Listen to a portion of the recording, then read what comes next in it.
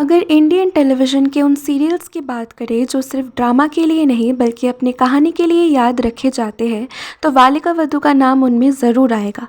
और सच कहूँ, ये उन सीरियल्स में से था जिसे लोग बस देखते नहीं थे, उसके कैरेक्टर के साथ जीते थे। सबसे पहले कहानी शुरू होती है आनंदी से, एक छोटी सी मासूम सी लड़की। उस उम्र में जहाँ बच्चे स्कूल, दोस्तों और खेल कूद में बिजी होते हैं, उस उम्र में आनंदी की शादी कर दी जाती है जगदीश यानी जगिया से। और यहीं से सीरियल का सबसे बड़ा मुद्दा सामने आता है, चाइल्ड मैरिज। अब अगर आपने सीरियल देखा है तो आपको याद होगा कि शुरू शुरू में बचपन वाला फेज़ काफ़ी हल्का और प्यारा था। जगिया और आनंदी का बचपना, नोक झोंक, छोटी छोटी लड़ाइयाँ देखने में बहुत मज़ा आता था और बहुत मासूम लगते थे दोनों। लेकिन रियलिटी ये थी कि आनंदी से उसका बचपन कहीं ना कहीं छीन लिया गया था।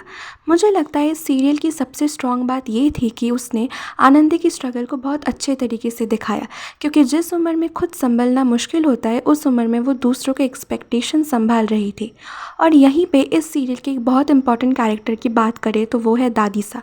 सच बताओ, शुरू में दादीसा को देखकर बहुत गुस्सा आता था, क्योंकि उनका कैरेक्टर काफ़ी स्ट्रिक्ट और कंजर्वेटिव था और वो हमेशा आनंदी को अननेसेसरी डांट देती थी, फिर कमरे में बंद कर देती थी। लेकिन धीरे धीरे दादीसा के कैरेक्टर में बहुत से चेंजेस आए और मेरा मानना ये है कि इस सीरियल में सबसे ज़्यादा स्ट्रॉन्ग कैरेक्टर डेवलपमेंट अगर किसी का हुआ है तो वो है दादीसा। फिर जैसे जैसे कहानी आगे बढ़ती है, दोनों बड़े होते हैं, तो जग्या और आनंदी का रिश्ता भी बदलता है। और फिर आता है सीरियल का सबसे कंट्रोवर्शियल ट्रैक, जगदीश और गौरी का। जब ये ट्रैक आया था, बहुत सारे लोग जग्या से जेन्युइनली गुस्सा हो गए थे, क्योंकि तब तक ऑडियंस आनंदी के साथ इतना जुड़ चुकी थी कि उसके साथ होता हुआ धोखा पर्सनल सा लगता था। जग्या का आनंदी से दूर होना और गौरी से शादी होना ऑनेस्टली काफ़ी फ्रस्ट्रेटिंग था। और उस वक्त बहुत लोगों को लगा कि मेकर्स ने जग्या का कैरेक्टर ख़राब कर दिया। लेकिन कुछ लोगों का ये कहना था कि अगर जग्या गौरी वाला ट्रैक नहीं आता तो कहीं ना कहीं सीरियल चाइल्ड मैरिज को जस्टिफाई करता हुआ लग सकता था, क्योंकि फिर मैसेज ये जाता कि बचपन में हुई गई शादी हमेशा सही थी और बस वही एंड गेम है।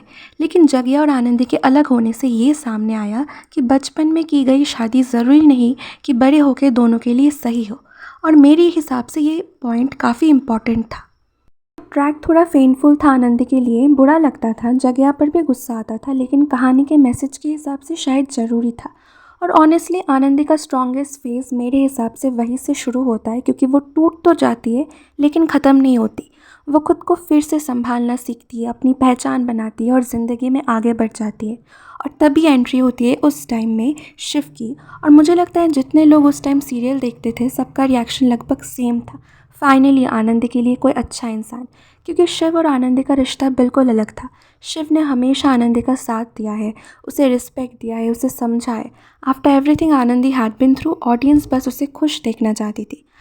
हाँ, सीरियल कभी कभी लंबा ज़रूर लगता था, क्योंकि कुछ ट्रैक्स खिंच भी दिए गए थे, लेकिन ओवरऑल देखा जाए तो बालिका वधू एक बहुत ही अच्छा सीरियल था, जिसमें एक सोशल इशू को कहानी के थ्रू दिखाया गया। और शायद इसीलिए इतने सालों बाद भी लोग इस सीरियल को अभी तक भूल नहीं पाए।